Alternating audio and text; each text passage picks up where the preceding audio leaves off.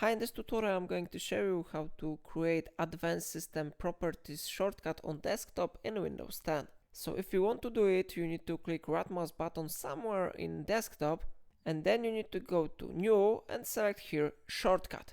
Now you are asked here what item would you like to create a shortcut for. So we need to type here the location of the item that we want to create. So I recommend you to copy and paste text that I included in the description of this video. So we need to paste it here, and after that we need to click next button. Now we need to type a name for this shortcut. So I will not change it, it will be SystemPropertiesAdvanced.exe. Of course you can change it if you want, everything depends on your preferences. And if you type the name for this shortcut, you need to click finish button. After that, advanced system properties shortcut will be successfully created here. So if you will click double time here, you will see that this window has been successfully displayed here, so everything works properly. If I helped you to do it, remember to like this tutorial and subscribe my channel. Don't forget to check links in description.